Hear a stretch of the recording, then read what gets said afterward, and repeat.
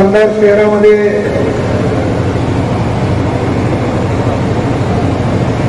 जवळपास 14,17 लक्ष रुपयाच्या कामाचा आपण आज शुभारंभ केला.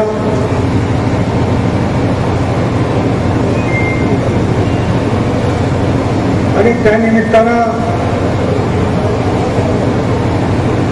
त्या सर्व मान्यवरांचं मनोगत या ठिकाणी आपण ऐकलं.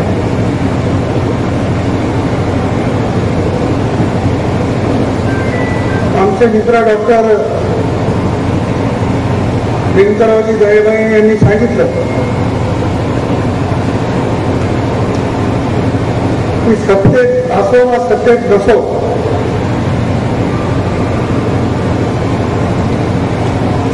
तरी कंधार लोह्याकडचं लक्ष कमी झालं नाही.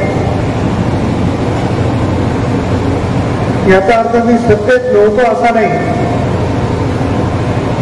पण हा मतदारसंघ माझ्या कार्यक्षेत्रामध्ये नव्हता. पण जन्मभूमी, कर्मभूमी, त्यामुळे करोडो रुपयाचा निधी कंधार आणि लोहा तालुक्यामध्ये मला देतात. लोकसभेचा सदस्य म्हणून गेल्याच्या नंतर 2.5-3 वर्षाचा काळ हा कोरोनासारख्या महामारीमध्ये गेला.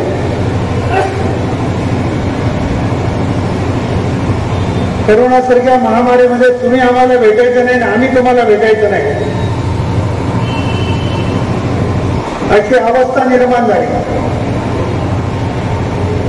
आणि परमेश्वर कृपेने कोरोना हा कमी झाला. कोरोना संपतो न संपतो तोच या महाराष्ट्रामध्ये महायुतीचं सरकार आलं. आणि महायुतीचं सरकार आल्याच्या नंतर या महाराष्ट्रामध्ये विकासाची गंगा वाहायला सुरू झाली.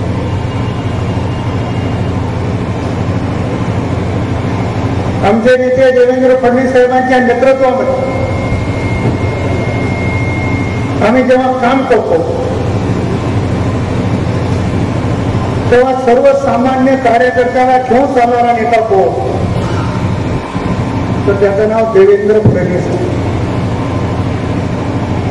आणि कदमपूर्वी मला एकट्याला देवेंद्र फडणवीसच्या नेतृत्वात काम करावं लागत नाही. महाराष्ट्रामधले सगळेच हे देवेंद्र फडणवीसांचं नेतृत्व मानून भाजपमध्ये काम करावं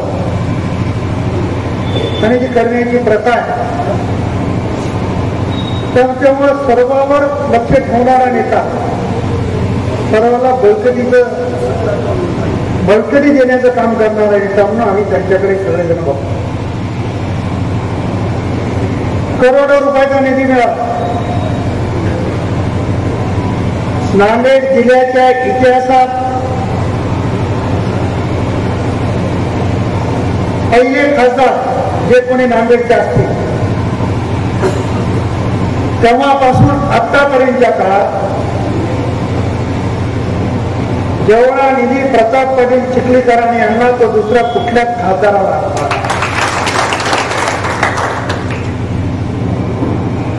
आदरणीय शंकररावजी चव्हाण साहेब त्याच्यापासून अपवाद आहे. कारण शंकररावजी चव्हाण साहेबांनी मोठी मोठी धरणं बांधली, पण शंकररावजी चव्हाण साहेबांचा जो निधी सोडला, पण मला असं वाटतं की दुसऱ्या कुठल्याही खासदाराला एवढा निधी आणायला नाही.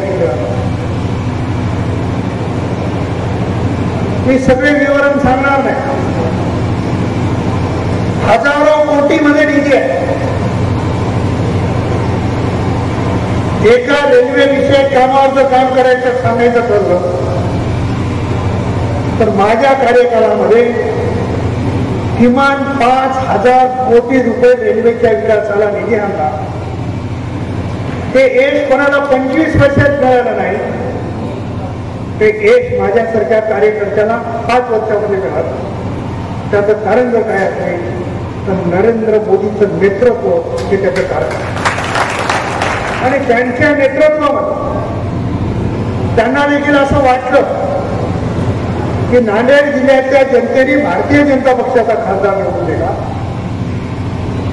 त्या कार्यकर्त्याला बळ दिलं पाहिजे म्हणून अनेक योजना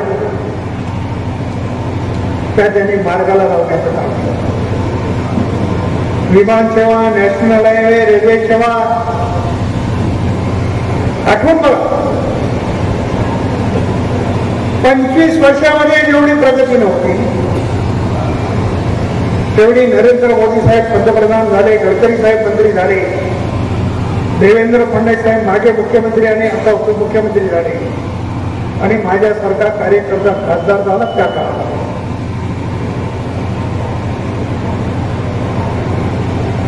ते करत असताना कन्नड लोहा तालुक्याचे आपण काही केलेलं असतो, ही भूमिका मनामध्ये ठेवून कन्नड लोहा तालुक्यात देखील शेकडो कोटीचा निधी या ठिकाणी देण्याचं काम केलं. अनेक गावामध्ये निधी दिले. आज आपण जवळपास 14 कोटीचं भूमिपूजन कन्नडमध्ये करतो. उद्या 15 कोटीच्या कामाचं भूमिपूजन लोह्यामध्ये करतो. येणाऱ्या काही काळात 67 कोटी रुपये कंधार तालुक्यासाठी दिले, त्याच्याही कामाचं असतो. पण एवढा मोठा निधी आला कसा? निधी आणायचं एकीकडून घोडे द्यायचे दुसरीकडे, हे आमचं काम नाही.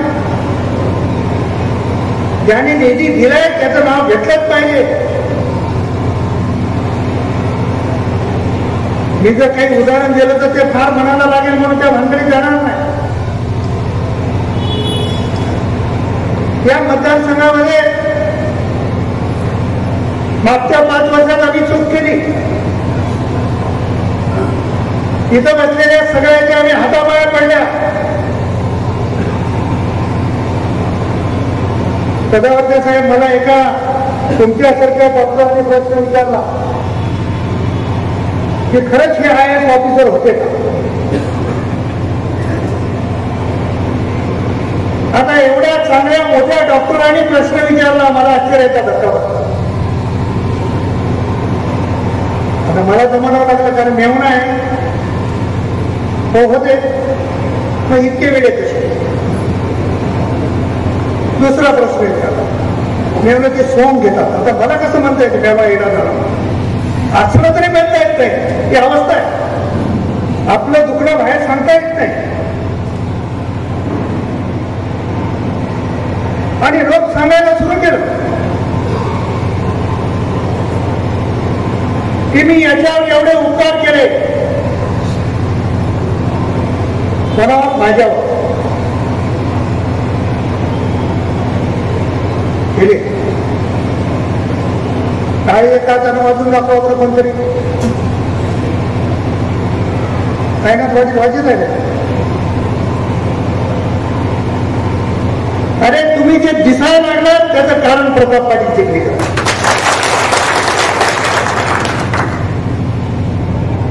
या हाताने द्यायचं दुसऱ्या हाताने घ्यायची संस्कृती आहे. कार पुढे जाऊ कोणी आणायची गरज नाही.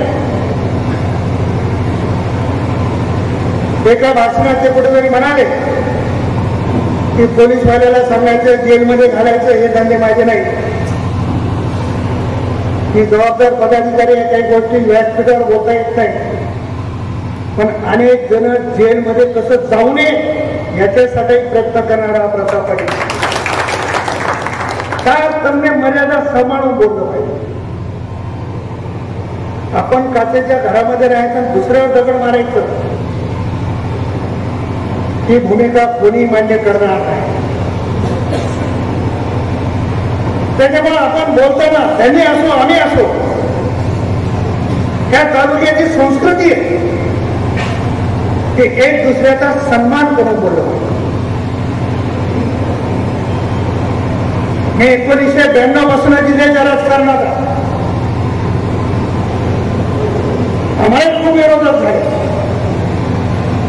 आमचे विरोधक असतील, आम्ही असं पातळी सोडून कधी कोणी कोणावर बोलला. पातळी सोडून जर बोलायला लागलं तर मला वाटतं की माझ्याजवळ जेवढं मटेरियल आहे तेवढं मटेरियल कोणाकडे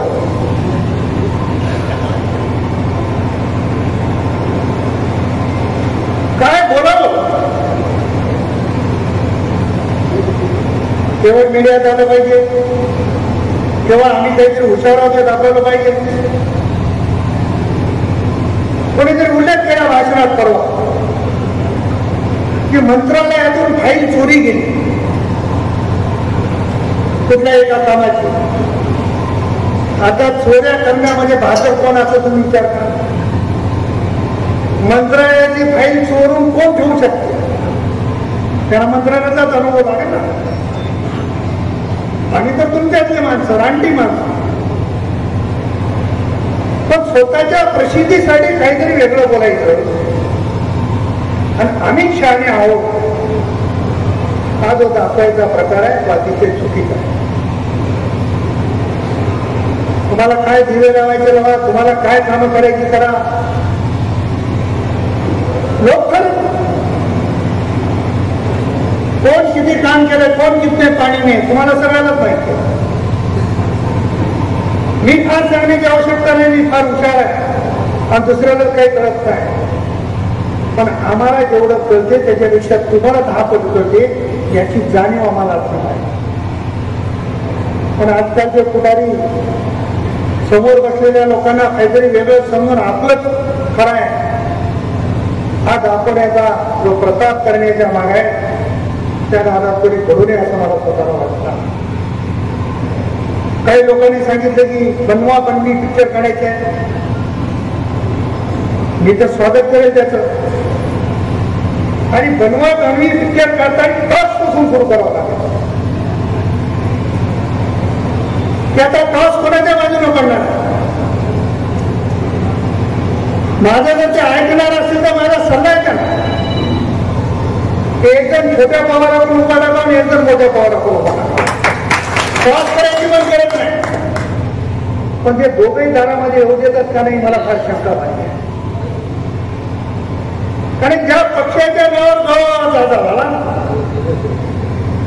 त्या पक्षाला विधान परिषदेच्या निवडणुकीत मतदान न देता राष्ट्रवादी काँग्रेसच्या माणसाला मतदान देण्याचं काम केलं. म्हणजे इमानदारीचं होतं काय? कशाच होतं? एखादा कार्यकर्ता फुटून दुसऱ्या पक्षात जाऊन मतदान करतो आणि इमानदारी सरी करतो. आपणही नगरपालिकेत अनेक नगरसेवक बघितले.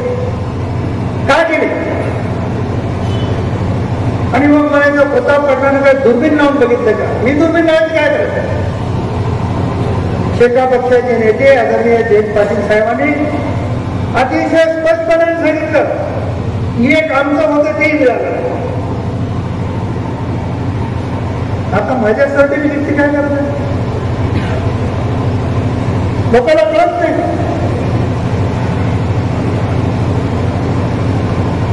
लोकांना सगळं कळतंय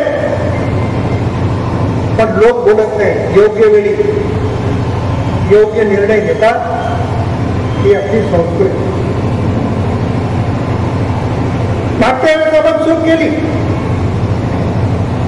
सगळ्यात मोठी चूक आम्ही केली आणि आम्हाला शांत करायची सगळ्यात मोठी चूक तुम्ही केली. इथे बसलेले 50%, 60% लोक माझे सहकारी पदाधिकारी आमच्या भगिनी माझ्याकडे सांगत होत्या की एकदा संधी द्या. ऐकलं तुमचं? तुमची इच्छा होती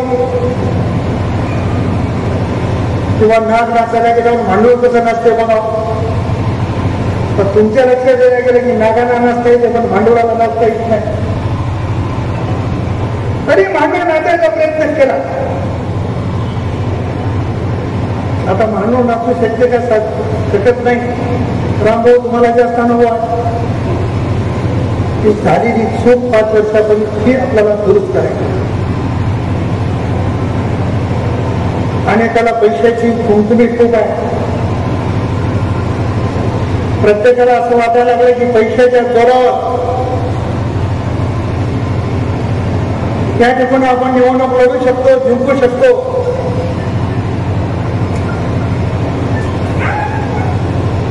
कन्नड वयातली जनता याचा अर्थ तो तुम्ही ओळखली नाही असं म्हणत होतो.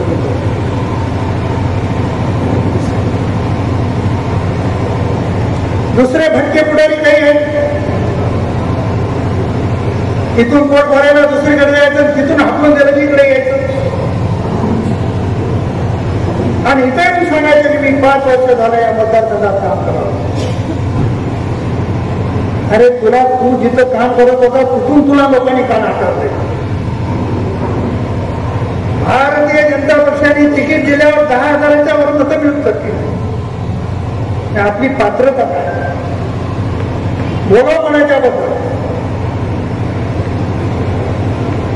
पण त्यांना एक माहिती आहे की प्रताप पाटलाच्या विरोधात बोलल्याशिवाय आपल्या पक्षाचा नेता चहा सुद्धा पाजवत नाही.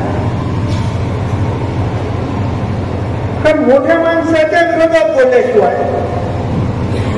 आपली किंमत वाढत नाही. म्हणून काही भुरके कोणाच्या विरोधात बोलायला लागले. पण आपणही सगळ्यांनी समजून घेतलं पाहिजे की आपण बोलताना कोणाच्या बद्दल बोलतो, आपली पात्रता काय. मी आज शरदचंद्र पवार साहेबाबद्दल बोललो, मी आज देवेंद्र फडणवीस साहेबाबद्दल बोललो, मी नरेंद्र मोदी साहेबाबद्दल बोलतो तर कुठं मी शकता, मी शकतो. पण आपली पात्रता आहे का, आपली उंची आहे का, कोण्या पक्षात राहा. आजही शरदचंद्र पवार साहेबाबद्दल बोलताना माणूस 10 वेळेस विचार करतो. त्याचा अर्थ तुम्हाला बोलता येत नाही, पण आपली उंची नाही. पण आता गाढवाला असं वाटायला की आपण घड्याच्या बरोबरीचे झालो, दिसायला तसंच आहोत, लहान मोठे आहोत. तुम्हाला एवढंच सांगणार आहे की गाढवाचं लेकरू लहानपणी फार चांगलं दिसते, गोंडच बाळ दिसते. तुम्हाला ताजं ताजं वाटत असं, पुन्हा त्याचं रूप तुम्हाला कळणार. पण ह्या गोष्टी आपण लक्षात घ्या. काम कोण करते, कसं करते, कशा पद्धतीने करते, कोण कोणाच्या सुखदुःखामध्ये येते. माऊली जर माझ्या गाडी बसून आला आणि 2 तास बाहेर जाऊन आला तर मी माऊलीचे आहे, माऊली नाही करतो तू कुठल्या गावतात. आता काय 2 तासात माणसाची आठवण राहत नाही, बाकीच्या भावकी काय करायची नाही.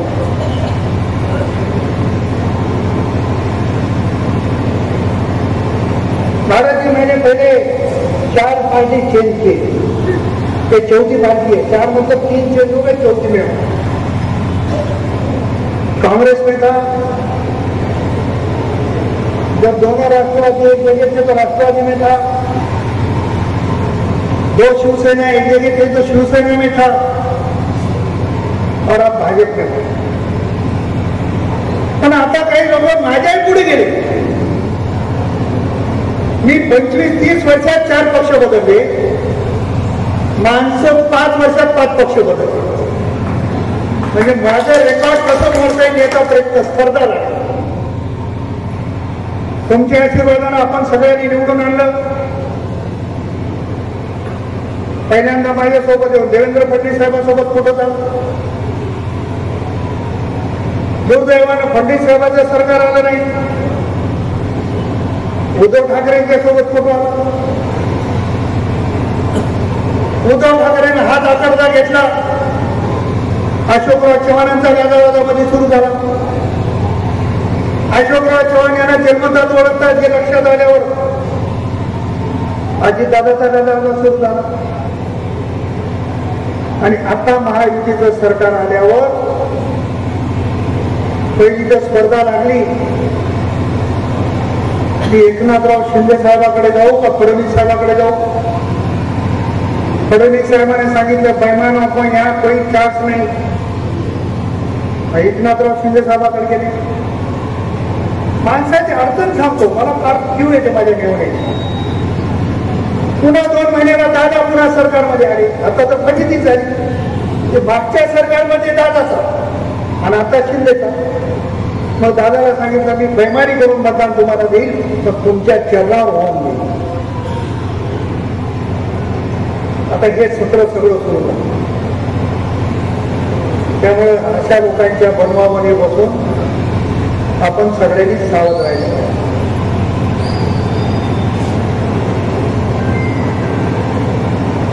इतिहास मला फार माहिती नाही, पत्रकारांना माहित असत. मी काही शिकलो नाही, MPSCची परीक्षा कधी दिली नाही, पण कन्नडच्या किल्ल्याचा उल्लेख गुरुपीठ किल्ला म्हणून आपल्या याच्यामध्ये आहे. पण मला काल असं कळालं की ज्या किल्ल्याच्या कामाचं भूमिपूजन झालंय त्या किल्ल्याचं नाव बदललं. पण इतकं जर लोक तरबेज असेल किल्ल्याचं नाव बदलण्यासारखं, तर कंधारगाव मतदारसंघाचं नाव सुद्धा बदलून टाकतील याची भीती मला जास्त आहे.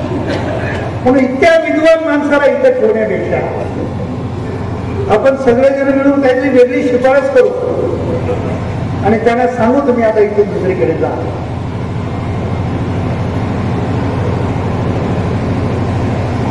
काम करायचे. मी खासदार होतो. कंधार लोहा तालुक्यात अनेक विकासाची कामं झाली, अनेक कामं होणार आहेत. कामाच्या संदर्भामध्ये कमी कमतरता नाही. रात्रीपासून माधवरावजी 14 कोटी 17 लाखाचा आपण कार्यक्रम घेतोय. आता 3 कोटी रुपयाच्या ऑर्डर आता माझ्या व्हॉट्सअपवर पडले. त्याचा पण आपल्याला कार्यक्रम करायचा आहे. गणपती मंदिरापासून ते राम मंदिराचा रस्ता असेल, महाराणा प्रताप चौकाचं सुशोभीकरण करणं असेल आणि कंधार शहरासाठी 1.5 कोटी रुपयाचा अतिरिक्त निधी आहे. याची देखील कामाचं भूमिपूजन आपल्याला पुढच्या कार्यक्रमात करायचं आहे. उमरज ते मिनी पंढरपूर म्हणून आपण ओळखतो. त्या देवस्थानाला जाण्याच्या रस्त्याची अडचण एवढी भव्य प्रमाणात होती. मी आदरणीय गडकरी साहेबांकडे महाराजांना घेऊन गेलो आणि 40 कोटी रुपये त्या रस्त्याच्या कामाला मंजूर केले. त्याचं देखील आपल्याला माजी आमदाराचं गाव बाचोटी ते आजी आमदाराचं गाव, त्या गावाच्या रस्त्यासाठी 25 कोटी रुपये मी मंजूर केले. म्हणजे मी आजीलाही सोडलं नाही आणि माझीलाही सोडलं नाही. त्या रस्त्यासाठी 25 कोटी रुपये मंजूर केले. 65 कोटी रुपयाच्या कामाचा शुभारंभ देखील आपल्याला येणाऱ्या काळामध्ये. अनेक तीर्थक्षेत्रांची काम आहे. येणाऱ्या काळामध्ये होळीचा कार्यक्रम आहे, नागबर्डी आहे आणि संभाव्य कामाच्या संदर्भात सांगणार नाही, परंतु मागे आपण जी कामं घेणार आहोत त्या कामाला सुद्धा निश्चित प्रमाणात मोठ्या प्रमाणामध्ये निधी या ठिकाणी उपलब्ध होणार. पण आपल्याला एक विनंती करायची आहे. आपल्या सगळ्यांच्या मनामध्ये शंका आहे. अनेकांच्या मनामध्ये असं वाटतं, तरी पण हिंदी विमानानं माझी त्या ठिकाणी मुलाखत घेतली आणि प्रसारित केली. मला सकाळी 6 वाजल्यापासून फोन करू की आता आमच्या मनातलं केलं. मी तुम्हाला अतिशय नम्रपणानं सांगणार आहे, भारतीय जनता पक्ष माझा निश्चित सन्मान करेल. माझ्यासमोर पर्याय ठरेल की आपण लोकसभा लढणार का विधानसभा लढणार, आणि 1 लोकसभा मी जिंकली आणि 1 लोकसभा मी हारली. प्रबळ दावेदार म्हणून मी लोकसभेचा उमेदवार आहे. पण येणारी निवडणूक लोहा आणि कंधार विधानसभेतूनच लढणार आहे. त्याच्यामुळे मनामध्ये काही ठेवू नका, तीन मात्र शंका ठेवू नका, आत्तापासून कामाला लागा. आता काही लोक मला येऊन सांगतात की 5 वर्ष तुम्ही खासदार झाल्यामुळे संपर्क झाला. मी तुम्हाला एक प्रश्न विचारला, मी 5 वर्षात तुमचे संबंध कमी होणे नाही, पण तुमच्या सुखादुखामध्ये मी नसेल तर प्रवीण जात आहे, मी नसेल तर प्रवीण, ते दोघंही कमी पडले तर संदीप सचिन, बायको सुना, हे सातत्यानं तुमच्या सुखादुखामध्ये आमचं कुटुंब सातत्यानं आहे. मग आमचा संपर्क जास्त का यात्रेत येणाऱ्या दुकानदाराचा संपर्क जास्त हे तुम्हाला ठरवायचं. तुम्ही हे तोंडातलं बंद करा, कारण तुम्ही मला मोठं केलं, तुम्ही मला जिल्ह्याचं नेतृत्व करण्याची संधी दिली. पूर्वी 1 विधानसभेचा मतदारसंघ होता, लोकसभेमध्ये गेल्याच्या नंतर तिथे 6 आणि हा घरचा एक 7 विधानसभेचे मतदारसंघ होते. गावाची जर संख्या लक्षात घेतली तर जवळपास 1800 ते 2000 गावं झाल्याच्या नंतर भेटीगाठी कमी होणं हे निश्चित आहे. पण तुम्ही काम सांगितलं आणि मी केलं नाही असं कधी घडलेलं नाही. एखाद्या गावाला उशीर झाला असेल, भेटायला उशीर झाला असेल, पण आता तुमच्या मनासारखं करण्याचं ठरवलं. तुम्ही मला भरभरून आयुष्यभर आशीर्वाद दिले. तुमच्या मनामध्ये जे आहे, आपण फार पवित्र ठिकाणी हा कार्यक्रम ठेवला. तुमच्या मनामध्ये जे आहे ते जर भविष्यात घडवायचं असेल तर विक्रमी मताने निवडून येण्याचे ठिकाणी केवळ पुन्हा म्हणून उपयोग नाही. असं झालं असतं तर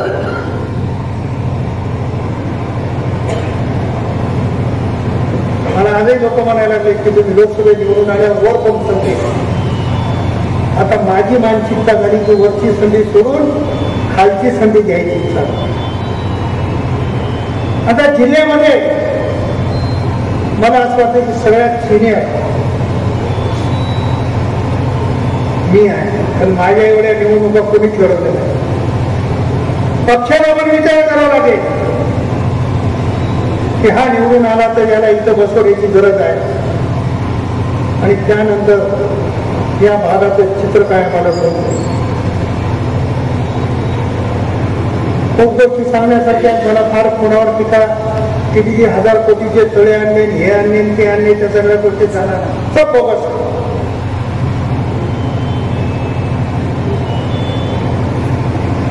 आणि एखाद्या कोटीचं काम आणलं तर नारळ पडायला तुम्हाला 5-5. आता ते काही त्याच्यावर बोलू नये. 2000 कोटीचे आणल्यावर तुम्ही नारळ किती पडले? का भूमिपूजन केलं नाही? लोक एवढे येणे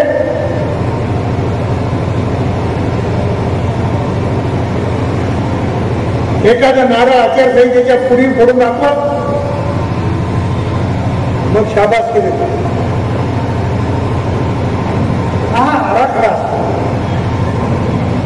गोदावरी खोऱ्यात पाणी किती, मनाड खोऱ्यात पाणी किती, पैनगंगेच्या खोऱ्यात पाणी किती, जेवढे असे खोरे या राज्यामध्ये आहेत त्या खोऱ्यातलं पाणी किती आपण अडवल्यावर त्याला साधारणतः खर्च काय येऊ शकतो याचं दर 10 वर्षाला नियोजन होतं. त्याला कोणी शाण्याची नेण्याची गरज नाही, डिपार्टमेंट करत असतं. आणि मग एवढं जर केलं तर याला खर्च काय अपेक्षित आहे, तर त्याच्यासाठीचा ढोबळ हिशोब ठेवण्याची प्रथा महाराष्ट्र सरकारमध्ये आहे. त्यानं वाटलं फुकटची लॅटरी लागली, 2000 भागिले, अरे तिथं काय पण ते काय हातात असं होत. या नांदेड जिल्ह्यामध्ये असा एखादा तलाव झाला, एखादं गाव उठलं, त्याचं 100% पुनर्वसन झालेलं एकही गाव नांदेड जिल्ह्यात नाही. शिंदोळ्याची मंडळी तिथं सकाळी आली होती माझ्या. असंच आले ते माझ्याकडे एकदा, आमच्या गावात दर होणार, आमचं गाव उठणार आहे. मी जेवढे लोक आले त्यांना सांगितलं तुम्ही जिवंत राहायचेपर्यंत होणार नाही. ते म्हणजे कसं आमदारचं नारळ फोडतो म्हणाले. मी म्हणलं ते शिववर नारळ फोडतो म्हणाले, गावाच्या बाजूला एखादा नाला काढता येते का बघायचं. अरे तळ करायचं असेल तर हिंदोळा गाव उठवायचा असेल तर हिंदोळा गाव बसवायला काय खर्च येतो याचा अंदाजपत्रक आधी करावं. त्या गावाचं पुनरुत्थान, त्या गावात राहणारे समाज, त्या सगळ्या समाजासाठी स्मशानभूमी, त्या सगळ्या समाजाला धार्मिक शैक्षणिक संकुल याची सगळी तरतूद झाल्यावर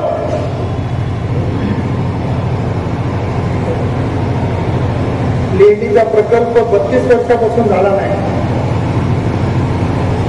पण भेगी ढोरवाड्यांना दिवस मावळत नाही हे काही लोकांना आणखी कळत नाही. काही लोकांच्या डोक्यात असेल मी खूप शिकलो, खूप मी जेव्हा ढोरं बांधलं तेव्हा दिवस मावळते. ती जी कल्पना झाली ना ती कल्पना चुकीची आहे. दिवस मावळल्यावर ढोर बांधायची प्रथा आहे, पण मी ढोर बांधले म्हणून दिवस मावळची ते जर कोणाच्या डोक्यात असतं ते चुकीच आहे. पण काही गोष्टी ठरलेल्या असतात, त्या पद्धतीने काम करावं लागतात. माझी तुम्हाला सगळ्यांना विनंती राहणार आहे, मी सगळ्यांसाठी सगळ्या गावासाठी निधी देण्याचा प्रयत्न केला. 2 महिने आता 10 तारखेला आचारसंहिता लागण्याची शक्यता आहे. 2 महिने दम धरा. तुमच्या मनात असेल त्याच्यापेक्षा दुप्पट निधी देण्याचं काम माझ्या माध्यमातून. या तालुक्यातलं एकही गाव विकासापासून वंचित राहणार नाही याचा आपण प्लॅन करू. मागे काही चुका झाल्या असतील त्या दुरुस्त करू, परंतु कोणाच्या नादी लागू नका. आपलं कुटुंब आहे, आपण एक संघ. माझ्या गाडीला झेंडा नव्हता, माझ्या बॅनरवर फोटो नव्हता, तरी माझ्यासारख्या सामान्य कुटुंबातल्या कार्यकर्त्याला तुम्ही विधानसभेत पाठवले. इटलीच्या सरपंच पदापासून देशाच्या सर्वोच्च सभागृहापर्यंत ज्या ज्या संस्था आहेत तिथं काम करण्याची संधी तुमच्या आशीर्वाद होती. पण हे कुटुंब कोणी, या कुटुंबाला कोणाची भ्रष्ट लागते अशा पद्धतीचं काम, अशा पद्धतीची वागणूक आपल्या सगळ्यांना राहावी अशा पद्धतीची आग्रह विनंती करतो. आणि येणारी विधानसभेची निवडणूक भारतीय जनता पक्ष 100% जिंकलीच पाहिजे या प्रयत्न अशा पद्धतीच्या आपल्याला अपेक्षा करून थांबतो. कोणाच्या नावाचा उल्लेख करायचा राहिला असेल तर मनामध्ये कोणी आणू नका. मला पण मर्यादा आहे. तिथं बसलेल्या 50% लोकांची नावं मी न बघता न वाचता घेऊ शकतो. पण एवढं वाचताना एखाद्याचं राहिलं तर त्या कार्यक्रमात माझं नाव तो घेतला नाही तर आता बघ तुझी. आता मी तर अडचणीत आहेच. जो प्रसंग कृपा येऊ नये याची आपण सगळ्यांनी दक्षता घ्यावी एवढी विनंती करून थांबतो. धन्यवाद. जय हिंद, जय महाराष्ट्र.